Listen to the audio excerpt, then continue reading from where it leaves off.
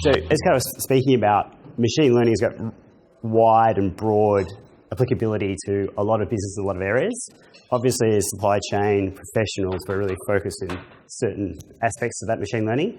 So what we're going to try and do now is really just bring it down to a couple of real concrete examples to show how it works in practice.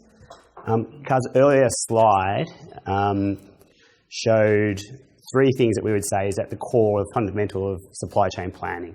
And we see them quite distinct steps. The first being a demand planning step.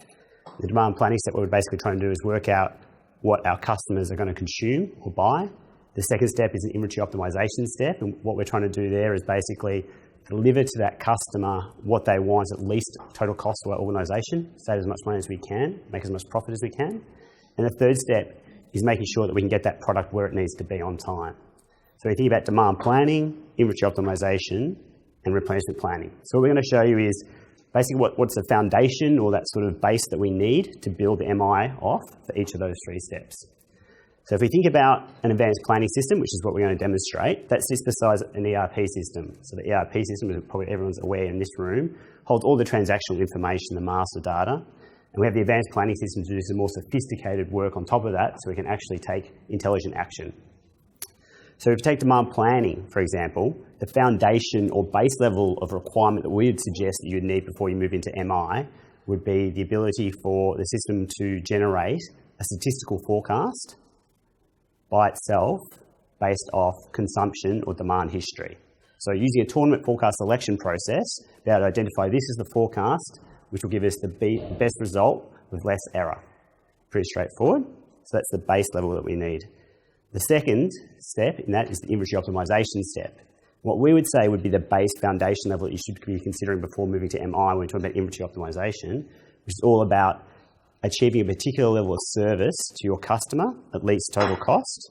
So what that system should be able to do is say for every product at every location within your network, this is the amount of safety stock we need to hold based off the cost of holding inventory, the cost of moving inventory, and the level of error we have in our supply variability and our demand variability.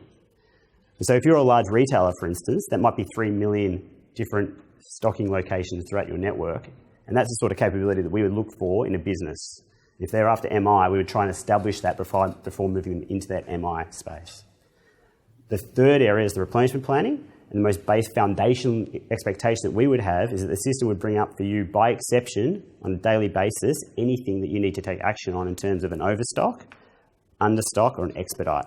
Okay, so basically anything that's in a balanced inventory position, a user shouldn't have to look at it or consider it. So that's what we're talking about, the foundation or is, the base that we're after. So now if we try and start overlaying MI, what are we looking to do? So rather, in the demand planning space, rather than just relying on that consumption history that we have in our system, that transactions, we start to bring in what we would say extrinsic data external to that ERP system. And that external data could be, for instance, potentially competitor pricing information. It could be the weather. Okay, and to get to that, we need to actually, someone asked that question before, it's actually finding out what are those elements that do have a good correlation, actually do have an impact, and they could be lagging. As Carter mentioned before, if something might have happened 4 months ago, it has an impact on us now, like a housing starts would often be an indication of that in the construction industry. In the inventory optimization space, rather than looking at what a particular product does in terms of how do we get the cost optimal service for that particular product, that particular location, we can consider the entire network. So rather than potentially having a 99% service level, which delivers that service level with very high safety stock at every location, we might be able to say, if we hold a 99.5% service level at one location, we can get away with holding a 60% service level somewhere else and just cop the cost of an expedite to get to that other location in time and thereby save money. So we start to think about this in more holistically and moving from inventory optimization to what we say is profit optimization. And then the third example, replenishment planning, rather than just showing up exceptions of which a user needs to review and approve or modify, we can now get the machine to say, well, what would have the user done when these exceptions get brought up? And we can put on those, and the system itself can apply the logic to say, under this scenario, a user does not need to intervene. It will automatically know to adjust it, or to cancel it, or to modify it. So I might just hand over to Nathan now to start showing exactly how this works. But when you think about this demonstration, it's in those three components: the demand planning component, inventory optimization, and replenishment planning. But it's just a taste of what MI can do. It's not the whole gamut. So I'm Nathan from GRA, manager at GRA. Good intro.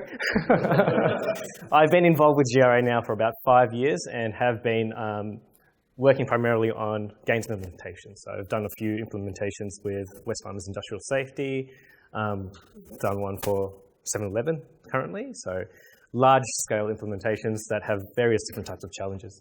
So this is the gains application. I'll walk you through some of the things that Carter and Luke have both touched on. So looking at the 3 modules, demand planning, inventory optimization, and replenishment planning. But first I want to speak to that base level of forecasting that Luke and Carter have mentioned. So an organization is built up not just on the number of SKUs, but the number of SKU location combinations. You might think that we're only ranging 1,000 SKUs, but we've got 1,000 SKUs across 1,000 locations. That's 1 million data points that we need to forecast against. Now, if you multiply that by the number of sales channels that you might have an online sales channel, you might have a retail sales channel. So that's 2. That 1 million forecasting data points then becomes 2 million. Now, from a user perspective, you're going to need a massive team of hundreds and hundreds of people just to review each and every single line item. So what Gains does is it boils down that 2 million data points into what you really need to focus on. So this is an entry page onto Gains, where we actually have a series of exceptions. We've broken it down into demand planning exceptions, both at a store level, DC level if you wish. You can also look at specific business processes such as event management, store management, all those kind of things. So if promotional planning is key to the business, we can create certain exceptions as well to highlight those. There's also the replenishment recommendations and exceptions, so we can walk through what is the base level type of exception that you might see on a replenishment, and also we'll walk through what machine learning would then do as well to minimize that data set that you actually need to look at day to day. These little boxes are kind of like a summary of the workflow that a planner needs to do during their review period. So we can set up a review period that looks at a monthly review period or a weekly review period. In this particular data set, I think there's about 13,000 item location combinations. You'll see that there won't be 13,000 recommendations that you need to review, but it's really looking at specific examples that say, within this review period, you've actually got 437 forecasts that are either biased or volatile. Now, during the review period, we've actually done some forecast approval, so a person's actually looked at it. We've actually moved that down to 336. So for the rest of the period, we actually have 336 forecast reviews to make. What's nice about this view is that it not only gives the users a sense of where they're at during the week or during the month, but it also allows planning team managers to actually analyze process flow as well, to go, okay, well, this one's actually, even though this planner has 1,000 SKUs, this person's only got 50, this one might actually be more highly volatile, more errors, so their workload is actually much, much higher. So it also allows a bit of rebalancing as well between team members. This screen is the base forecasting screen. It's what we call the forecast summary screen. There's multiple levels to this, so you can either view 2 years of history, 2 years of forecasts, both at a monthly level, weekly level, and a daily level. We also have the ability to group by certain article attributes. So for example, if you wanted to review what a state was doing, you could roll it up at a state level. If you wanted to see specific sites, specific categories, inventory classes, it's all made pretty possible and pretty easy to view everything at the aggregate level. The bottom level here is your lower level detail. So in this instance, it's basically an article at one particular location. If you had article by location by sales channel, that would be displayed down that lower level as well. So the row that's highlighted at the moment is the pastry level. And these are all the article locations that make up the pastry. So there's beef pies, there's halal pies, sausage rolls. At a base level, Gains will use intrinsic factors such as sales history. We take up to 3 years of demand history to build up a history profile, which can be reviewed by a demand planner. It will then generate a statistical 2-year forecast. And I'm just showing you this particular screen, which runs through the various forecasting models that Gains has. So Gains has, within itself, about 35 different forecasting models. If you think about those 2 million item location channel combinations, that's actually being multiplied by 35. So 2 million by 35, 70. It's actually doing 70 forecast tournament selections every single night or every single run So the amount of power behind this tool is quite significant. So each module, each batch run, it'll actually run through model 1 through to 35. It'll then rank each of these models and how they perform. So Carter mentioned that out of the demand planning module, not only do you get a forecast, you actually get a forecast error. And Gaines has some innate ability to decide whether or not it matches a demand pattern. So it'll look at it and say, that roughly matches our history, that's okay. It'll also flag certain forecasts for review if it's deemed to be biased or volatile as well. So Gaines will automatically select the forecast model that has the least amount of forecast error, but also if that forecast model is biased, it'll say, maybe let's look at the next one down. We don't want to choose a biased forecast as our main forecast moving forward. The classic example of that is when you have new product launches. When you have a new product, history looks like that. Base model would say forecast also looks like that, but at some point it's going to plateau. So Gaines will say this is the best matching forecast statistically, but realistically, that's not the one that we should be applying. You need to look at it. What I'll do now is I'll show you what the machine learning layer is on top of this as well. So when we talk about machine learning, we can feed in extrinsic variables, things like weather, things like price changes, things like promotional activity. Typically, when we go into an organization, they'll say, it'll be great to know what our competitors are doing. If we can feed all that information in, we'll be able to know, what levers, what they're doing so that we can react to it. The next question is, how do we get that data? That's actually really hard. So typically what we would suggest is you look at what internal information you have. So not just what's external, but things like price changes relative to other items as well. So the example that we're going to walk through is a 1.5 litre bottle of water. Now, this particular organisation has various sizes. They've got a 1.5 litre to 2 litre 600 ml bottle. And what we're doing there is we're mapping the actual retail price of each of them, but not just the retail price of a particular SKU, the retail price of the SKU relative to the next size up or the next size down. So there is a correlation. So if the price gap between the two bottles, so a 600 ml bottle and a 1.5 litre bottle shrinks, you'll find that some people go, it's actually better value to buy the 1.5 litre bottle than the 600 ml bottle. So you'll see that sales on the 600 ml bottle might decline, sales of the 1.5 litre bottle might increase. And then how does that impact the 2 litre bottle as well? So I'll show you a quick example of that. This screen is what we call the forecast detail screen. It's just a different view on the forecast, primarily at the monthly level. But what it provides us the ability to do is to analyze not just what history was doing to it, but also what our extrinsic variables are doing to it as well. So there are three data feeds that we're feeding into this. We're feeding in the retail price of the SKU.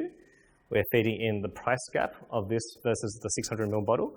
And we're also feeding in the percentage of sales of the category as well. So what was the percentage of sales within a month of this particular bottle of water versus the whole drinks category? So you might have taken 70% of the population of the sales, but it would learn from that and go, okay, what's the next forecast? So if we're heading towards a warmer month, such as spring or summer, you'd expect that the percentage of sales of water would increase the energy drinks as well. And Gaines would be able to recommend that. Gaines also has the ability to look at leading indicators, so leading periods. Just because you make a change to the system doesn't mean that it's going to impact it straight away. If you make a change to the system, you might see it a month later, 2 months later, or 3 months later. Gaines will then play out each of these scenarios, so not just each of these variables, so your price gap now. You'll say, what is the impact of the price gap if you change it now versus a month's time versus 2 months' time versus 3 months' time. On this screen, these are the graphs that are being displayed. The green line displays your history profile across the last 2 years. The blue line displays the percentage of drink sales for this population. We also have the retail price and the price gap. You'll notice that in this section here, we've got that checkbox there to say we're excluding insignificant variables. So out of all the data elements that we've been feeding in, we've fed 1, 2, 3, 4 variables multiplied by 6 leading periods. So that's 24 potential variables that it's looking at. It said that for this particular item location, there are only 2 that actually have a significant impact on the history and forecast. So out of those 24 variables, or 24 combinations, there are only 2 that matter to this particular item location combination. You might find that this bottle of water in Queensland will behave differently to Victoria, and there'll be different levers there as well, just because of the sales pattern at a store level. One of the examples that we'd like to use there is gumboots. So you might have gumboots that are stocked in Victoria, gumboots that are stocked in Queensland. In Queensland, you'll see that during the wetter months, there might be some unexpected demand that pops up because of flooding and et cetera, all that kind of stuff. So if those events can be built into the system, Gaines has the ability to recognize and say, there's potential that this event might occur again in the future, so we need to uplift our demand profile. As an input, these are the various price gap changes, so you can see relative to each month what the retail price change was. So you don't actually have to look at that information, it's just there for those statistical-minded people. What we also do is we also feed in future leading indicators. So not just what the retail price was 2 years ago, 23 months ago, 20 months ago, we also say, what do we plan on putting in as a price increase? The reason why we say focus on what internal data you have first is that it's a lot easier to control your own price versus what your competitors are doing. So in this instance, we fed in that over the next 2 months, our retail price will be growing from $4.20 to $4.30 to $4.40. And there is also a price point difference as well between that and the 600ml bottle. What Gaines has then done to the data is it's looked at it and said, next month I was originally planning to sell 176, but because of my price gap difference, I'm now forecasting to sell 119 units. So Gaines will do that automatic adjustment. Now the reason why we limit it to these two, or three potentially, data points is we don't want to touch the forecast too far ahead. We only want to look at a horizon that makes sense. So with this particular item, there's a lead time of a day to a week. You don't want to be making changes to the forecast 3 months out unless you have a known promotion. So we've walked through the base forecasting models. Gaines will do a tournament selection based on 35 different algorithms. A user then can overlay their own intelligence over the top of the history or forecasting profile, and then machine learning can then be input to enhance the process as well. Following on from the forecasting module, I'll take you to the inventory optimization module and just walk through what that looks like as well. So when Luke mentioned earlier that we take into account a whole bunch of costs, we take into account the cost of holding stock, the cost of receipting stock, the cost of utilities as well to run your DCs, all of those elements need to be taken into account. What Gaines does is it looks at order quantities and says, okay, what is the most optimal order quantity for this particular combination, for this particular item location combination? So if you order in lots of ones, you might find yourself ordering every single day. If you order in lots of hundreds, you might find yourself ordering once a week. So Gaines will find that right balance between your ordering quantity and your safety stock. In this particular example, we've got I think it's a 2-day lead time. We have a carrying cost set to 15%. So that basically says, for every dollar, I'm actually carrying 15 cents additional over the next year. It'll cost us $13 per PO to get this into the network. And we also have there the lead time variability. What Gaines also does at a base level is it builds in your supply constraints. If the supplier says you can only order in lots of 20s, Gaines needs to factor that into account as well. So if Gaines says your optimal ordering quantity is 21, does that have to then round down to 20 or 20 or 40 or round up to 40? If it rounds up to 40, your safety stock will decrease. If it rounds down to 20, your safety stock might have an increase as well. So there's a balancing act between these two parameters. The next level on top of that is to do some what-if analysis. So what if we had to expedite? How much additional cost would we incur if we had to expedite? This is a graph that models your total annual cost versus your service level target. So in this particular instance, I think we've set a service level target of 98%. At 98%, our total annual cost is $650. If we were to drop our service level down to 70%, meaning that 30% of the time a customer walks into a store, they'll have an empty shelf, that actual annual cost is about $500. If we were to do some modeling, we'd say, the normal cost of getting a PO in is $13.19. If we were to expedite it, we'll mark that up to $20 because we need it urgently. It's out of cycle with our supplier. They say, well, if you want it, you have to pay a little bit more for it. So what we've done here is we've entered in an expedite cost of $20. It's basically now said, well, for every single miss that you have, if you want to make the sale, you need to expedite it. So this has then added in an expedite cost component to the graph. And what this graph shows me is that it's actually more cost effective over the year to hold a higher level of service than to hold a lower level of service. If I were to promise my customers 70% service level, but I would actually have to incur additional expedite costs to make up those lost sales, I'm actually spending just under $900. Whereas if I had still my 98, 99% service level, I'm still only just incurring the $800 mark. So there's a little bit of modeling that comes into this. Where we find this really handy is when you're changing supplier models. If you're moving from a local supplier to an import supplier, your lead times increase, but your cost might decrease as well. What you can also build into here is the disservice costs. So what happens if we lose a sale? Will we lose our customer forever? Will they go elsewhere as well? So there are all these little factors that you can play into this kind of model, not just to perform a little bit of what is Gains doing, but also what can that do in my new supply chain network as well. The next screen that I'd like to show you is what we call the order builder screen. That provides the users with exceptions to say, hey, look, I think that these ones are going to be out of stock during our lead time or projected to be out of stock in our lead time. And then it would flag for replenishment planners an action. So as Luke mentioned, we don't really care about our balance stock. There's no action to do that. There's no action to review. There will be no action. What I've clicked on is replenishment for today.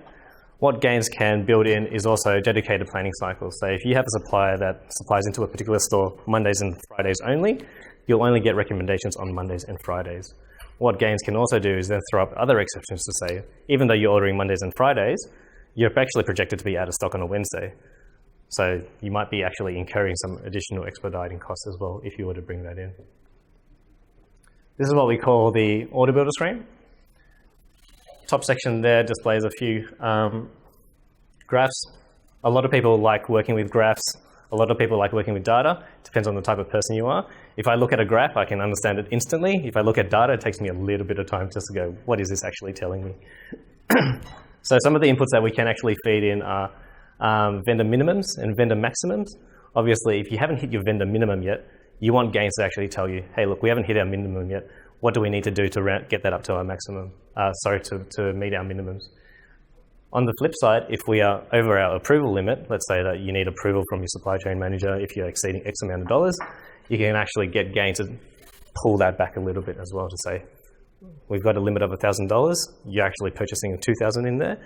If we drop it down to $1,000, what actually will we be purchasing? So rather than leaving the decision up to the demand plan or the replenishment planner to decide, hey, look, I'm going to drop this one down, this one down, this one down, Gains will actually say, you need these ones first before you need the rest. There's a summary section which shows you the purchase order equivalent. So in this one, we're actually shipping from a supplier 100351 into the receiving site 1003. This has been made up of 4 order lines as well. So you can see here that we are ordering $500 worth, and we are well within our bounds. If we were to click on this particular item line, you can see there that there's actually only one order line being recommended for this particular store, that it comes up to $45. Our minimum actually is $100, so we need to do something about that as well. So Gains does have the ability to use a set target quantity, where we can actually bring up the order value. When we use that target quantity, we can also bring it up not just based on dollar amounts, we can do palletization, so number of pallets, number of cartons, number of layers, as well as number of units. So the example that Carter and I were at yesterday was we were at a musical organization, and they've got a wall that they fill with guitars. So they actually have rounding factors not based on volume or anything, but based on eaches. And they say, look, we don't have any storage space in the back. On the wall, we can fit 12 guitars. We can also feed into the fact that Gains sees we've got 8 on hand. Gains might recommend another 8 to be ordered, but we can only have space for 4. So which 4 do we actually choose? You can get Gains to make that decision for you. Once Gains has been up and running for a period of time, We can also establish some learning attributes as to what a replenishment planner has been doing. So we can say that Gaines has recognized that for low cost, low lead time, low error items, typically the planner just goes, accept the order. Classic example of that is rubber bands, right? Rubber bands are cheap, they come in small boxes. You might not think about them too much, you just go, oh, they come up in an order, I just accept it. Whereas if it's a bathtub that's big and bulky and takes up lots of storage space within your DCs, Gaines might say, hey, look, I'm not going to auto-approve this one, because typically when a planner looks at it, they go, yeah, I don't need 20 units of that, it takes too much space, I'm going to drop it down to 8 or 10. So Gaines will know, I'm going to stay away from those ones, I'll look at these ones. So when we switch on this learning capability, Gaines has the ability to recognize certain patterns. So in this particular data set, this one is actually an approval of an order line or a particular order. It looks at anything that is less than 2 days of lead time. The average cost, it's found to be, well, if it's under $6.60, generally the planners accept it outright. And if there's a lead time forecast error less than 2 units as well, it'll say auto approve, auto approve. So this takes away a lot of the decision making that the planners have to do. If you think about what a replenishment plan has to do day to day, they have to review order lines, accept. This can actually take away some of those mundane tasks and actually focus them more on those containerizations, those big ticket items that are big and bulky, rather than looking at the small ones that just run through the system always. So that kind of rounds out the Gaines demonstration. So we looked at demand forecasting, which looks at building a base forecast based on your intrinsic data, so 3 years worth of history. That then gets overlaid with user adjustments. We then overlay the machine learning aspect to it, where we feed in extrinsic data. That can be pricing, weather, promotions, competitors' promotions as well, and competitor pricing. We then looked at inventory optimization, which builds a safety stock and order quantity profile based on ordering costs, carrying costs. You can then do a little bit of modeling on top of that as well to build in your expedite costs, disservice costs. What happens if I change my lead time? What happens if my cost increases over time? So that can actually inform you how to build your future network. And on the replenishment side, it's really about taking away workload from replenishment planners to focus on the big ticket items. Yeah. All in all, it's a really exciting area, I think, primarily because it's now bringing into the realm of possibility the discussions that I know I've been having for the last 20 years about all this extra stuff that really didn't have a great way of being dealt with. So again, we had some very powerful tools for forecasting and planning, but there's always this question about, but we know things happen when we make adjustments, or we change prices, or we input promotions, but we're not really exactly sure how to kind of deal with that in a holistic way that gives us the actual insight to then go back and apply. So it was kind of, there was the white art, if you will, and there was the black art, which was how do you deal with this sort of stuff. Now we have a way of dealing with it, which is great. And so again, the question is, does it make a difference? So Nathan showed a really good example of a whole bunch of things that might have made a difference, but we got to see what actually does make a difference. So we can, I think a really great way of moving into machine learning and artificial intelligence is some proof of concept. Is it worth the investment? Is it worth the computing power? Does it make the forecast and the plan more accurate? Let's have a look at that before, as I said, we go out and roll that out, because it is a process of refinement. So anyway, I think the great news is it's actually here and it's working. So I think the next 5 to 7 years, we'll see some really exciting developments in that area.